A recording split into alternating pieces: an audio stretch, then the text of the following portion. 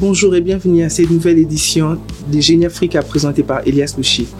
Avant d'entrer dans le vif de notre travail d'aujourd'hui, je vais vous parler sur le coronavirus. C'est vrai qu'en RDC, on a déconfiné, on a levé l'état d'urgence, mais sachant tous que non, le coronavirus est encore là. Alors il faut bien se protéger tout en respectant les gestes barrières édictés par l'Organisation mondiale de la santé. Je vais laisser par vous présenter notre invité de ce jour, qui avec moi sur mon plateau, dans mon plateau, c'est un père éducateur d'une structure appelée les Kenjis. Avec lui, on va débattre sur les sujets liés aux infections sexuellement transmissibles et maladies sexuellement transmissibles chez le jeune. Retrouvons-nous tout juste après pour la suite de notre émission. Jeune Africa.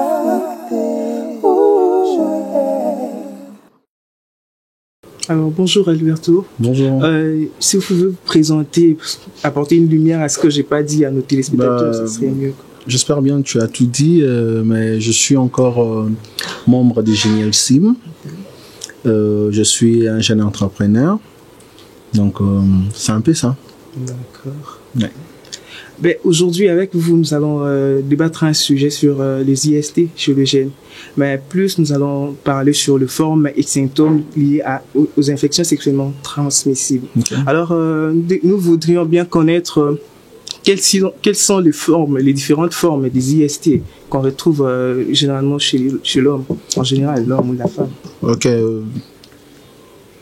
Bon, je dirais qu'il y a le syphilis, Okay. chlamydia, et puis nous avons la goronée. D'accord. Ces différentes formes, il y a une différence dans leurs symptômes ou leur apparition. Il y a une différence. Bon, pas trop. Il y a dans de ces symptômes, il y a toujours. On va voir, par exemple, la syphilis.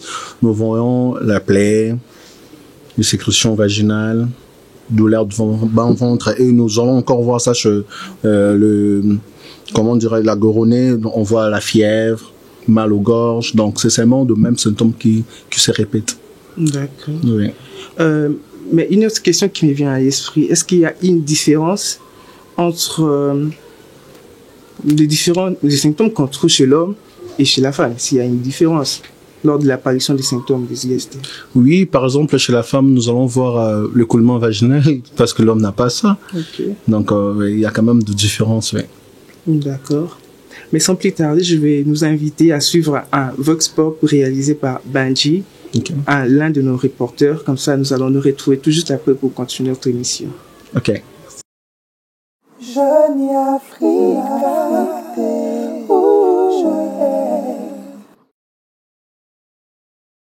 Bonjour mon frère. Bonjour.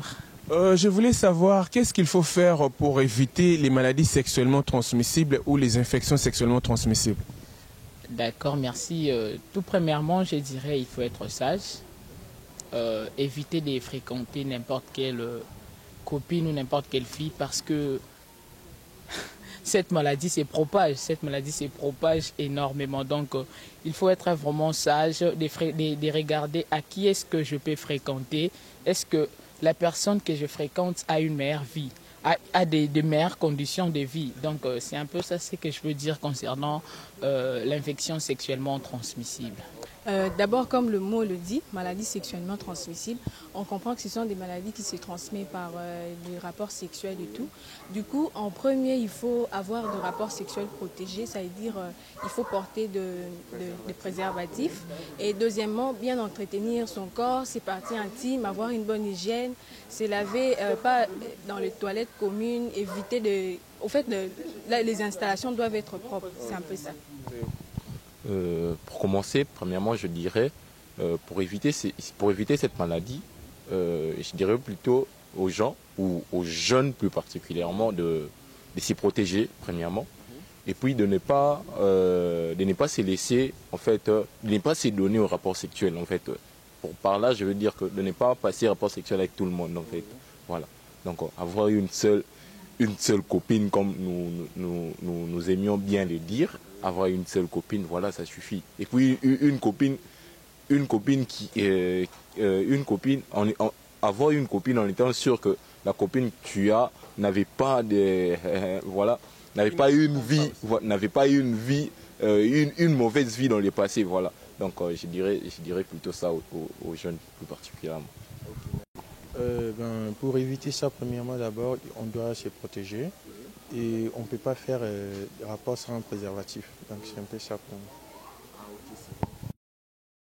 Jeune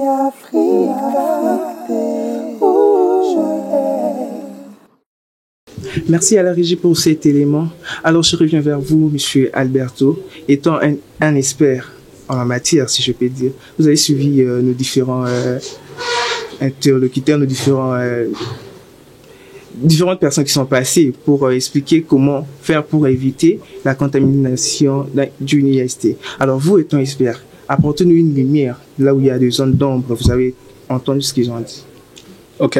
Moi, je dirais que, premièrement, d'abord, il faut se préserver. Donc, le jeune, d'abord, doit prendre conscience d'utiliser le préservatif.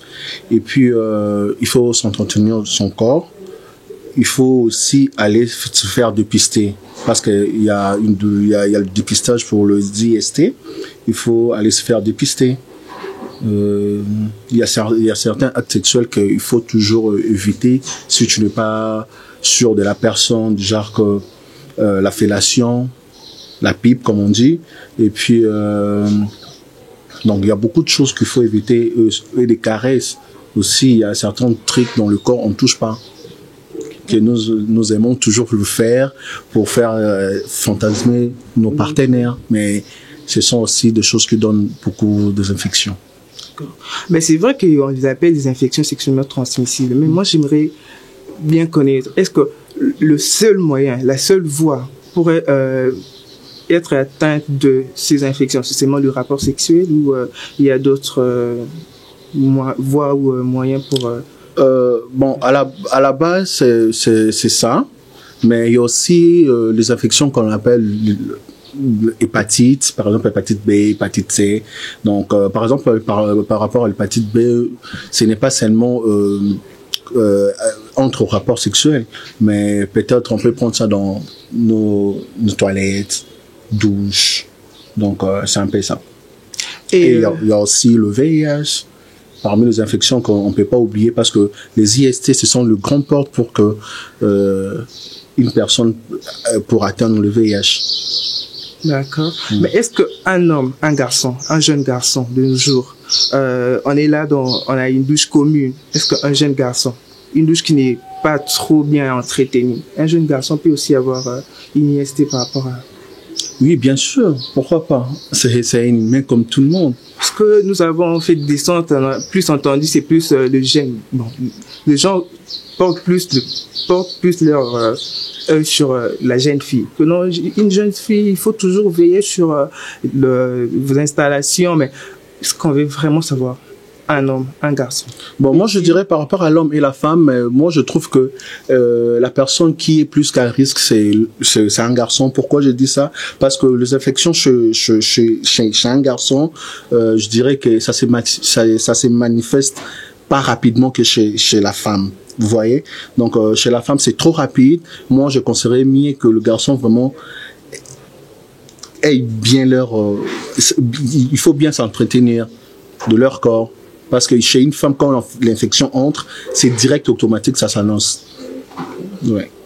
Mais est-ce qu'il y a des infections qui se soignent facilement, qui peuvent être traitées facilement par des médicaments? Oui, bien sûr. Il y a des infections qui peuvent se soigner facilement. Il y a des infections chroniques. Donc, c'est-à-dire que l'hépatite C, par exemple, le VIH, donc c'est pour toute une vie.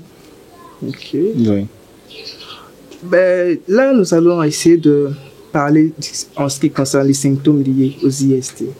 C'est vrai qu'on a entendu parler du syphilis, l'hépatite C, le VIH, puisqu'on aimerait bien savoir comment reconnaître que je suis atteint, je suis touché par ces virus, par cette infection.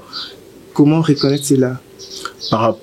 Perte de poids, la fièvre, mal au bas-ventre, perte vaginale chez la femme.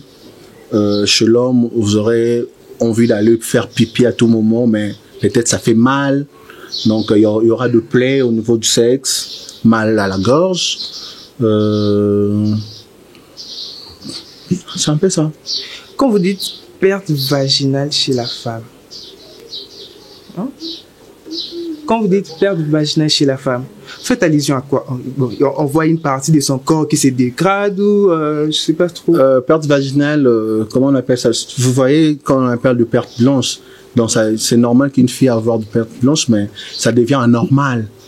Donc à tout moment, il a de perte blanche, à tout moment, il y a des sécrétions vaginales, donc ça sent interpellé, de mauvaises odeurs, et il gratte à tout moment. Ok. Donc là, je vais encore nous inviter à suivre. Cette fois-ci, c'est un témoignage d'un jeune garçon qui était atteint d'une IST et qui s'est fait soigner et guéri. Alors, suivons cet élément et on se retrouve tout juste après pour la suite de notre émission. Jeune Afrique,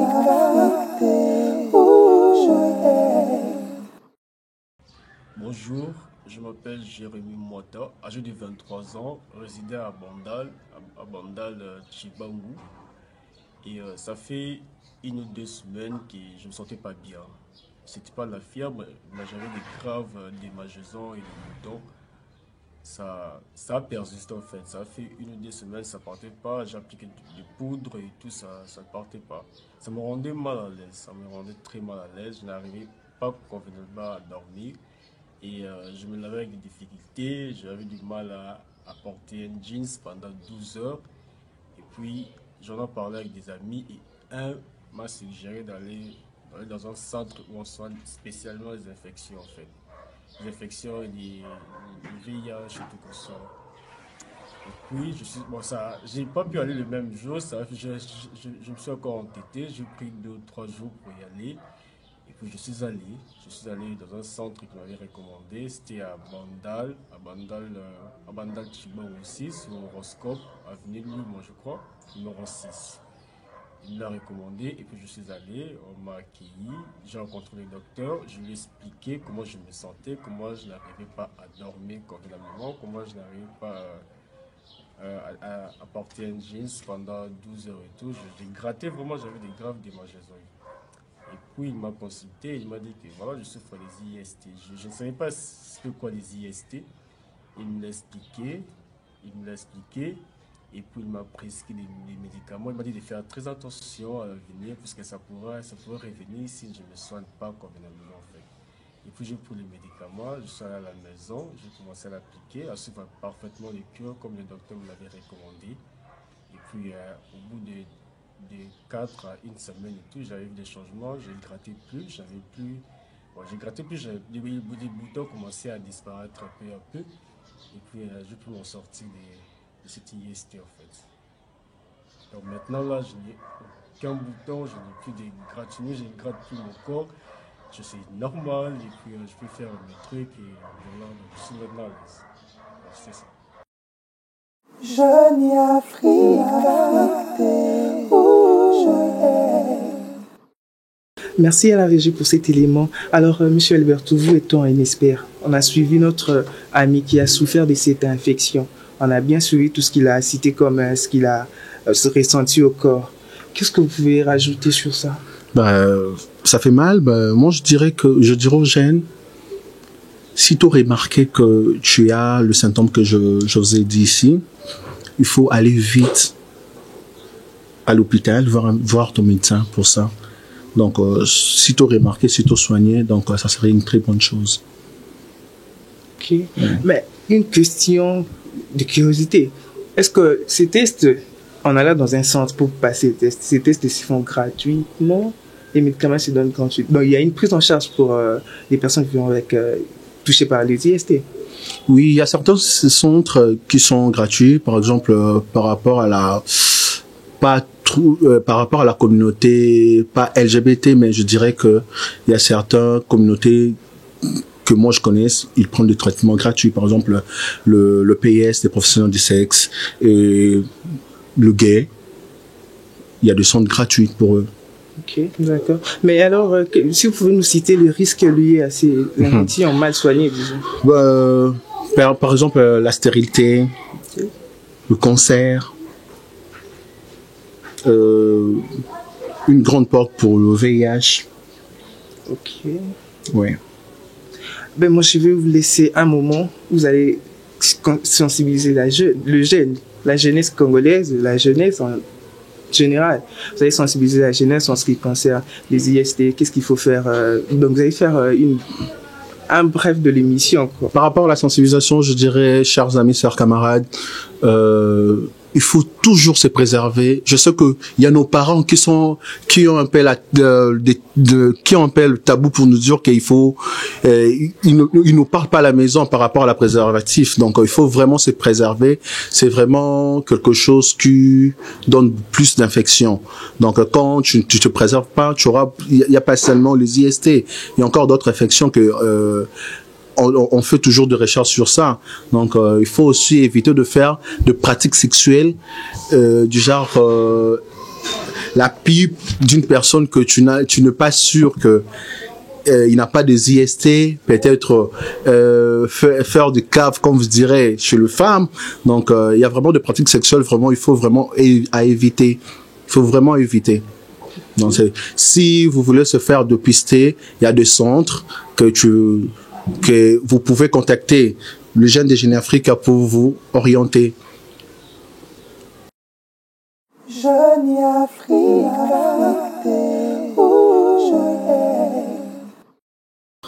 nous voici maintenant à la fin de notre émission, mesdames et messieurs. Merci de nous avoir suivis. Et il faut toujours retenir que non, en cas d'une IST, alors il faut vite courir dans un centre pour vous faire dépister. Et la meilleure solution pour éviter, c'est là, pour éviter la contamination, bien sûr. Il faut se protéger en utilisant un préservatif lors de vos rapports. Alors, quant à moi, je vous dis au revoir et restez, soyez toujours connectés à notre page. N'oubliez pas de liker et vos questions ici de chansons sont toujours les bienvenues. Merci et au revoir.